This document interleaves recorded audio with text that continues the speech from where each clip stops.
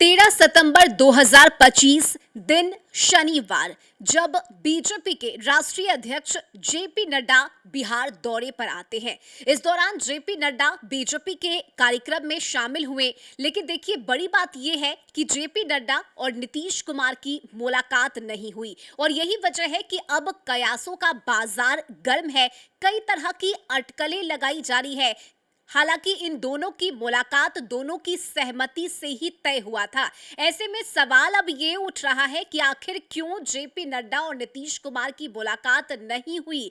क्या समय का अभाव था या जेपी नड्डा खुद नीतीश कुमार से मिलने के लिए नहीं पहुंचे? आज इसी मिस्ट्री को हम सुलझाएंगे, लेकिन उससे पहले नमस्कार, कशिश न्यूज का डिजिटल प्लेटफॉर्म देख रहे हैं आप। मैं हूं रश्मि श्रीवास्तव आपके साथ और मेरे साथ वरिष्ठ सहयोगी राजीव रंजन और आशुतोष मिश्रा हैं। उनसे बातचीत करेंगे और समझने की कोशिश करेंगे कि आखिर इसके पीछे की क्या वजह है, क्योंकि पहले से ये कार्यक्रम प्रस्तावित था। जेपी नड्डा और नीतीश कुमार की मुलाकात होनी थी। जाहिर सी बात है कि चुनाव है तो इसके मद्देनजर कई ऐसे मुद्दे होंगे जिस पर चर्चा होनी है, लेकिन आखिर मुलाकात हुई क्यों नहीं?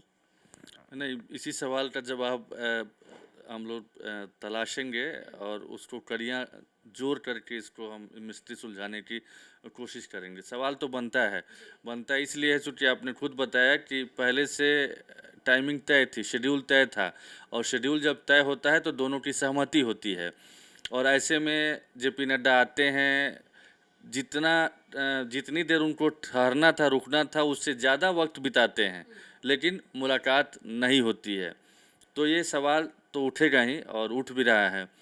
देखिए, जेपी नड्डा का जहाँ तक मेरी जानकारी है, राजीव जी चूँकि बीजेपी कवर करते हैं, वो ज़्यादा डिटेल में बताएंगे। 6:40 के आसपास में उनको दिल्ली लौटना था और 6 बजे के आसपास मुलाकात का समय तय था। रात 9 बजे के आसपास जेपी नड्डा निकलते हैं यहाँ से, लेकिन मुलाकात नहीं होती है। अब जो बातें छनकर सामने आ रही है वो भी कोई ऑफिशियल बयान नहीं है, लेकिन कहा जा रहा है कि नीतीश कुमार की तबीयत नासाज थी, इसी वजह से मुलाकात टल गई, ऐसा कहा जा रहा है। लेकिन आप उठा कर देखें, थोड़ा सा पिछले दिनों जाएं तो गौर करेंगे। पिछले 10 तारीख से नीतीश कुमार किसी पब्लिक डोमेन में किसी कार्यक्रम में नज़र नहीं आए हैं। 10 तारीख को लास्ट टाइम बाढ़ में, शायद जहाँ तक मुझे याद है कि वहाँ एक कार्यक्रम में गए थे और उसके बाद अर्जुन मुंडा सीएम हाउस जाकर के उनसे मुलाकात की थी नीतीश कुमार से। वो तस्वीरें बाहर आई थी, लेकिन उसके बाद से क्या है, कहाँ है, कुछ भी पता नहीं चल पा रहा है। तो कहा जा सकता है कि सच में बीमार होंगे इसी वजह से, लेकिन जब बीमार थे उसी दौरान तो शेड्यूल तय हुआ होगा। तो फिर क्या मतलब ज़्यादा तबीयत खराब हो गई इस वजह से नहीं मिल पाए? तो ये कड़ियाँ जोड़ने की कोशिश हो रही है। और चूँकि ट्रैक रिकॉर्ड देखा जाए, मतलब पुराने चीज़ों को देखा जाए और जो मौजूदा स्थिति है उस पर गौर करें, तो ये माना जा सकता है कि सीट को लेकर के कुछ न कुछ खींचतान अंदर खाने चल रही है। अब से थोड़ी देर पहले ही मांझी का एक बयान आया है जिसमें उन्होंने कहा है कि 15 से 20 सीटें हमें मिलनी चाहिए, नहीं तो हम 50 से 100 सीटों पर अपने उम्मीदवार खड़े करेंगे। लॉजिक दिया उन्होंने, तर्क दिया है कि इसके पीछे वजह हैं। वजह ये है कि हमें 8 सीट राज्य की पार्टी बनने के लिए कम से कम चाहिए। तो ऐसे में मुझे इतनी सीटें नहीं मिलेगी, 15 से 20 सीटें, तो हम 8 सीट कैसे जीत पाएंगे? ज़्यादा सीटें मिलेगी तभी तो हम ज़्यादा सीटें जीत पाएंगे। तो हम कब तक एक निबंधित पार्टी बन के रह जाएंगे? हमको भी आगे बढ़ना है, हमारी पार्टी को भी आगे बढ़ाना है। 10 साल से हिंदुस्तानी अवाम मोर्चा सेकुलर हम चला रहे हैं और नहीं होता ऐसा तो फिर मजबूरन मुझे 50 से 100 सीटों पर चुनाव लड़ना पड़ेगा। तो ये मतलब प्रेशर पॉलिटिक्स कहें या खींचतान कहें, ये महागठबंधन में भी और एनडीए के घटक दलों के बीच में भी चल रहा है। चिराग पासवान भी 43-44 सीटें चाहते हैं। उसी तरीके से जेडीयू भी बड़े भाई की भूमिका में हमेशा से रहता आया है। पिछली बार लोकसभा में उसने ज़रूर कुर्बानी थी, छोटे भाई की भूमिका में नज़र आया था, लेकिन अब वो चाहता है कि विधानसभा चुनाव में हम बड़े भाई की भूमिका में रहें। यानी कि बीजेपी जितनी सीटों पर चुनाव लड़े, कम से कम एक सीट सांकेतिक रूप से हमारी ज़रूर ज़्यादा रहे, और ऐसा अब तक होता या भी है। लेकिन शायद बीजेपी इस बार इसके लिए तैयार नहीं है। ये हवाला दे रही कि आपको तो उतनी सीटें मिली थी, लेकिन आप जीत तक कितना आए थे? 43 सीट्स जीत करके कन्वर्ट किए थे, जीत में तब्दील हुई थी। तो ये सब वजह भी हो सकती है, ऐसा लगता है। और सीटों को लेकर के कई बार दोनों दलों के शीर्ष नेतृत्व के बीच में मुलाकात भी हुई है, लेकिन अब तक कोई फाइनल खाका फॉर्मूला सामने नहीं आया है।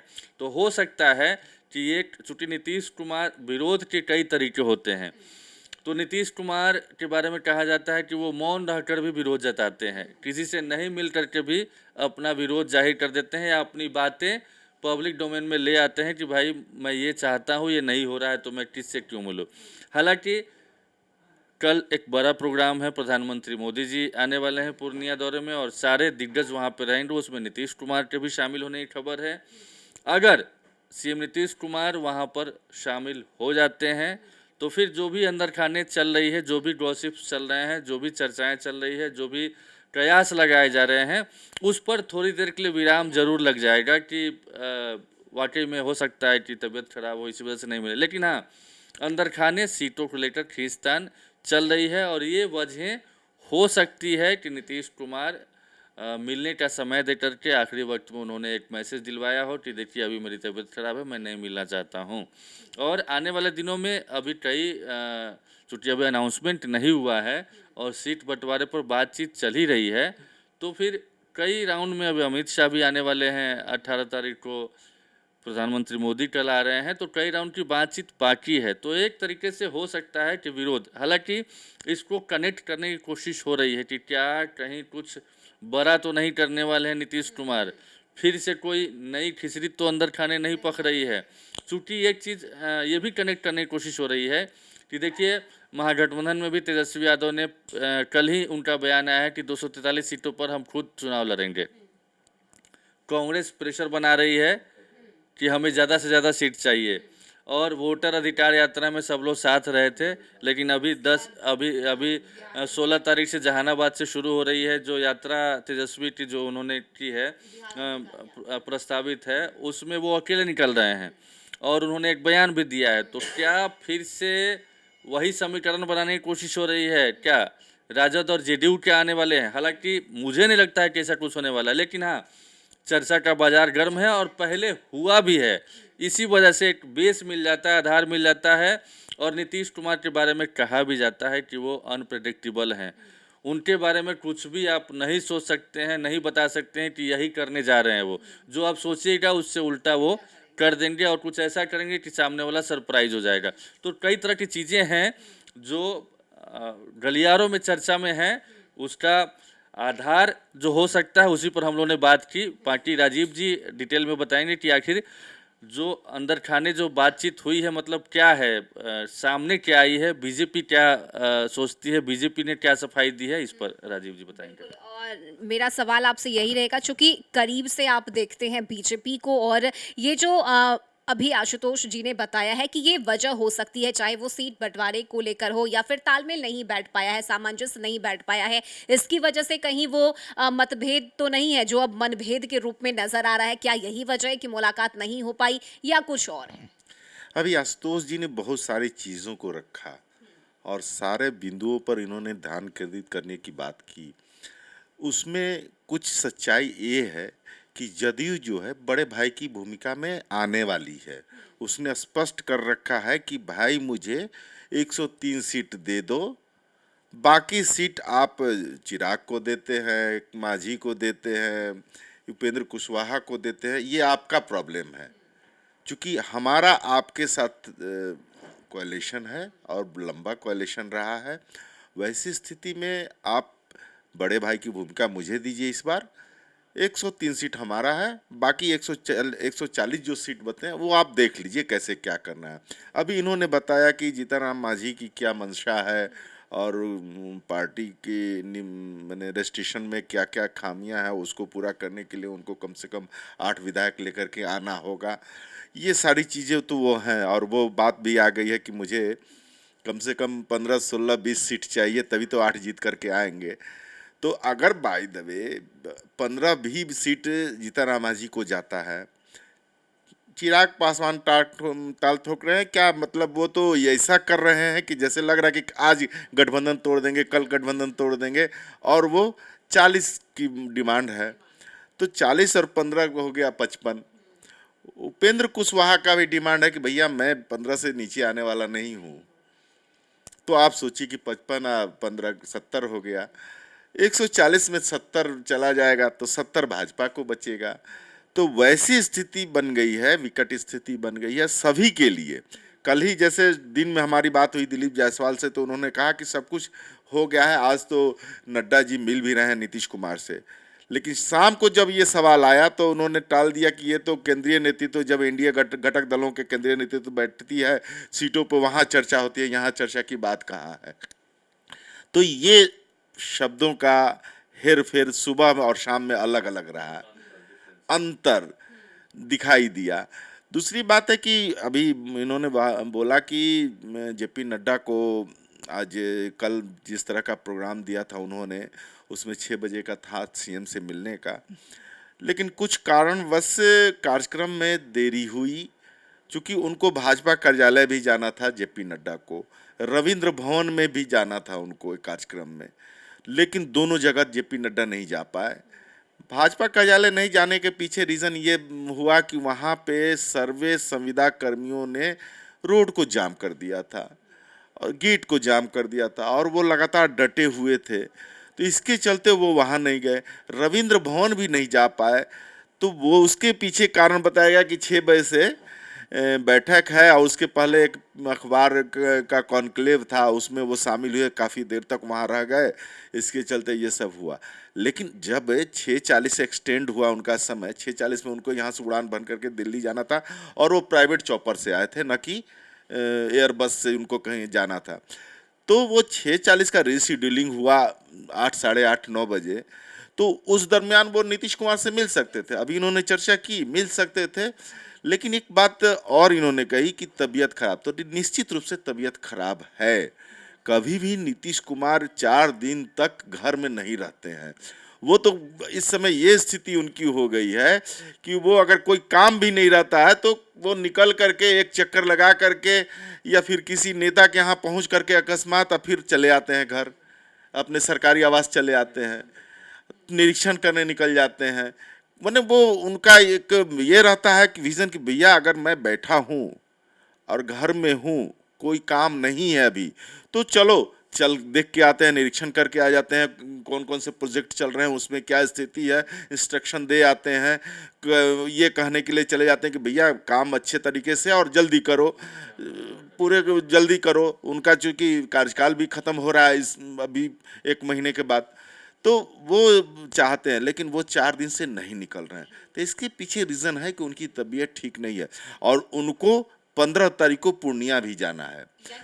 ये फिलहाल कंफर्म बात है कि हाँ उनकी तबीयत खराब है, नीतीश कुमार फिलहाल बीमार है, ये पक्की खबर है? ये पक्की खबर तो चूंकि हम लोग तो अभी चर्चा भी वही हो रही है कि पक्की, क्योंकि ऐसा देखा गया है कि जब भी नीतीश कुमार ऐसे अचानक से मौन हो जाते हैं, चुप हो जाते हैं, उसके बाद कोई बड़ा धमाका होता है, तो क्या कहीं ये उस ओर तो इशारा नहीं कर रहा है? नहीं, इस चला चली के घड़ी में और वहाँ वो उस तरफ का जो आपका इशारा है वो ऐसा मुझे नजर नहीं, आप इसलिए नजर नहीं आता है कि पूर्णिया में कल प्रधानमंत्री का रैली है और जदयू के सभी कद्दावर नेता, यानी जदयू के तो हैं ही, एनडीए घटक दल के सभी कद्दावर नेता पूर्णिया में कैंप कर रहे हैं 4 दिन से।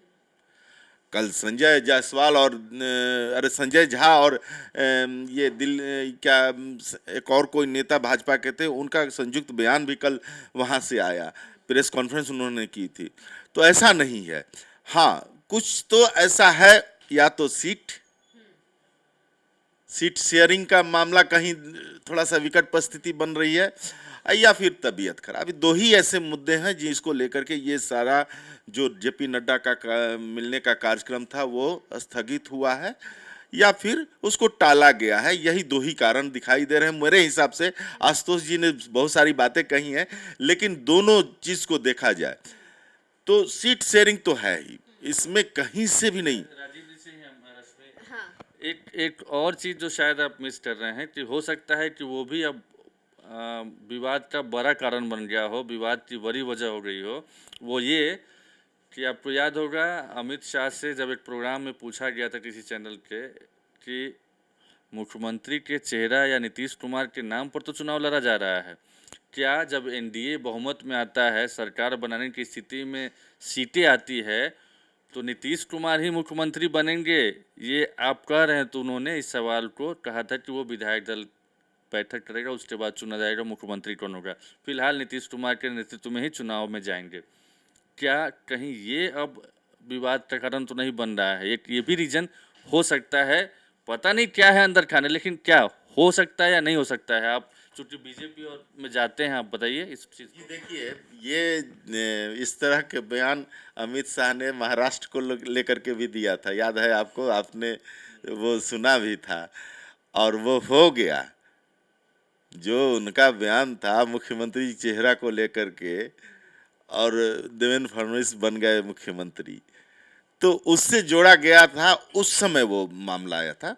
अभी वो पैचअप हुआ था, क्योंकि उसके बाद से लगातार सभी भाजपा नेताओं का एक ही स्वर था, एक ही सुर था कि नीतीश कुमार हमारे अगले मुख्यमंत्री। आप देख लीजिए, अमित शाह ने बोला था, ये बात सही है, प्लेटफॉर्म से उन्होंने बोला था, जिस प्लेटफॉर्म से, उसके बाद वो बातें छन करके सामने आई, या जब स्थिति विकट होने लगी तो डैमेज कंट्रोल में भाजपा के सभी कद्दावर नेता, अमित शाह छोड़ करके, क्योंकि अमित शाह तो बोल नहीं सकते थे, उनसे कोई बाइट नहीं ले पाया, लेकिन उसके अलावा सभी लोगों ने, जेपी नड्डा तक ने बोल दिया कि नहीं, कल ही बोला है। हालांकि वो माइक पर ठीक है, डैमेज कंट्रोल तो किया जा रहा है, क्लियरिटी भी दी जा रही है, लेकिन अमित शाह हैं, उनका बयान था ना, और बाकी किसी और का बयान, तो इसको और डिफ्रेंशिएट किया भी जा रहा है। महागठबंधन की तरफ से अमित शाह के दिए गए बयान को भुनाया भी जा रहा है, वोटरों के बीच में बताया भी जा रहा है।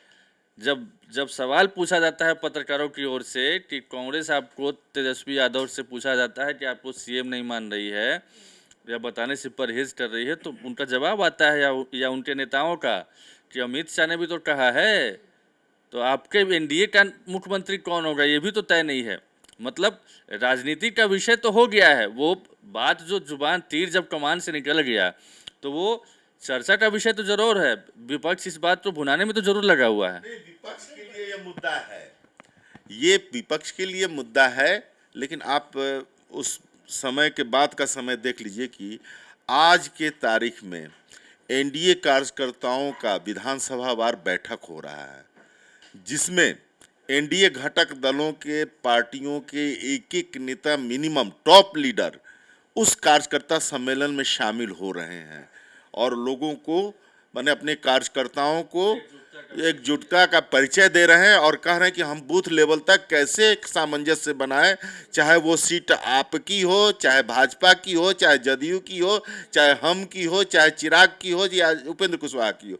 ये एक सूत्र बांधने की जो कोशिश हुई है, और रह गई बात कि हम लोग तो इंटरप्रिटेशन कर सकते हैं। लेकिन सवाल ये भी है कि अगर एकजुटता का परिचय देने की कोशिश है तो फिर एक मंच से इस तरह का बयान क्यों दिया जाता है? क्योंकि विपक्ष के लिए तो बैठे बैठा ये एक मुद्दा मिल गया है। एक तरफ जहां विपक्ष लगातार कह रहा है कि नीतीश कुमार बीजेपी के इशारे पर काम कर रहे हैं, अस्वस्थ हो गए हैं, अचेत अवस्था में चले गए हैं, उस बीच में अगर अमित शाह का ऐसा बयान आ जाता है तो सवाल तो उठेंगे, जाहिर सी नहीं, अमित शाह का वो बयान मार्क किया गया, लेकिन उस बयान में एक और बयान उन्होंने दिया था, उसको इग्नोर कर दिया गया, गौन कर दिया गया कि विधायक दल विधायक तय करेंगे, लेकिन हमारे लिए चेहरा वही है, ये लाइन था उनका। लेकिन वो लाइन हटा करके सिर्फ ये बोल दिया, जैसे चिराग पासवान का एक इंटरव्यू चैनल पे चला था कि अगर हम लोग 243 पर तैयारी किए हुए हैं, तो वो 243 तैयारी किए हुए, लेकिन उसके पीछे का लाइन जो था वो हटा दिया गया।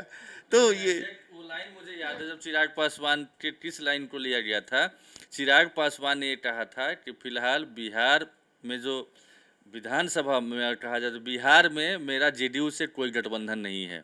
चूंकि विधायक ही नहीं है चिराग पासवान, तकनीकी वजह से ठीक था, लेकिन उनका ये बयान को यह कहा कि एनडीए से अलग हो जाएंगे, वो एनडीए में नहीं है, मतलब बिहार एनडीए में नहीं है फिलहाल, उनका ये कहना था। चूंकि केंद्र सरकार में जरूर है वो, लेकिन बिहार में जो एनडीए का खाका है उसमें सीट नहीं है। रीजन वही है, हाँ। विधायक तो उनके पास है नहीं। ये बाद में सफाई दी। हाँ, ये बाद में चूंकि नहीं, क्या था कि इंटरव्यू के दरमियान शब्दों का हेरफेर हो जाता है।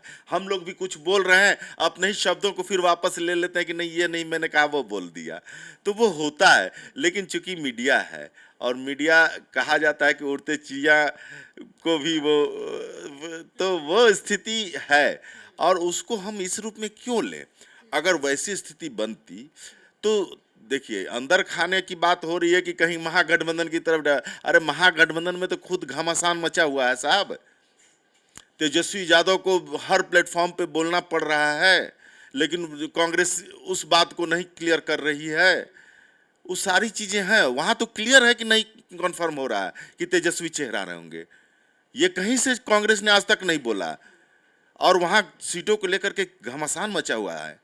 लेकिन यहाँ वैसी स्थिति नहीं है। यहाँ है कि बड़े भाई की भूमिका में जदयू रहेगी तो रहेगी। नीतीश कुमार का ये लाइन क्लियर है, उस लाइन से बियॉन्ड वो जाने वाले नहीं है। हाँ, रह गया कि अब भाजपा को कैसे तारतम्य में बैठाना होगा, उसका फॉर्मूला तय होने की बात है। उसी को लेकर के सारी चीजें हो रही हैं। तो शायद अभी वो फॉर्मूला तय नहीं हुआ होगा कि 140 सीट में हम कैसे लड़ेंगे भाजपा जदयू से अलग हो करके। माने जदयू के 103, भाजपा में हम हैं, आरएलएम है, लोजपा रामविलास है, तो कैसे समझ वो क्लियर होगा तो सारी चीजें क्लियर हो जाएंगी। लेकिन इतना तय है कि ये, हाँ, तो इतना तय है कि सीएम चेहरा को लेकर के एनडीए में कोई ऐसा नहीं है। हाँ, वो अमित साहब के एक बयान को आधा करके, आधा इधर आधा उधर करके उसको ये कर, हाँ, आधा गिलास, हाँ, ये करके, हाँ, चलिए ठीक है। यानी हमने जवाब तलाशने की कोशिश की कि आखिर जेपी नड्डा और मुख्यमंत्री की मुलाकात क्यों नहीं हो पाई। देखिए, कई सारे सवाल हैं जो आपके मन में भी होंगे, हमारे मन में भी है। हाँ, और क्या संभावनाएं बन सकती है, क्या हो सकता है, इस पर हमने बातचीत की और आपको बताया। देखिए, आप क्या सोचते हैं ये भी आप कमेंट में हमें जरूर बताइएगा, क्योंकि चुनावी माहौल है, कई तरह के कयास लगाए जा रहे हैं। लेकिन इन सब के बीच कल चूंकि प्रधानमंत्री का कार्यक्रम होना है और अगर इस कार्यक्रम में मुख्यमंत्री शामिल हो जाते हैं तो जाहिर सी बात है जितने भी सवाल हैं उसके जवाब जनता को मिल जाएंगे। लेकिन फिलहाल बात यही है कि आखिर जेपी नड्डा से मुख्यमंत्री की मुलाकात क्यों नहीं हो पाई। 4 दिन से मुख्यमंत्री आखिर कहां है, चूंकि सार्वजनिक रूप से मुख्यमंत्री सामने नहीं आए हैं और यही वजह की कई सारे सवाल उठ रहे हैं। फिलहाल इस वीडियो को देखने के बाद आपकी क्या राय है, आप जरूर साझा कीजिएगा और इस वीडियो को ज्यादा से ज्यादा शेयर कीजिए और जवाब जरूर दीजिएगा हमारे इस सवाल का कि आखिर मुलाकात क्यों नहीं हुई जेपी नड्डा और मुख्यमंत्री की। और देखिए, कशिश न्यूज के डिजिटल प्लेटफॉर्म पर लगातार खबरें लेकर हम आते रहेंगे चुनावी मुद्दों से जुड़े हुए और क्या कुछ राजनीतिक हलचल चल रही है बिहार में, इसकी भी जानकारी आप तक पहुंचाते रहेंगे। नमस्कार।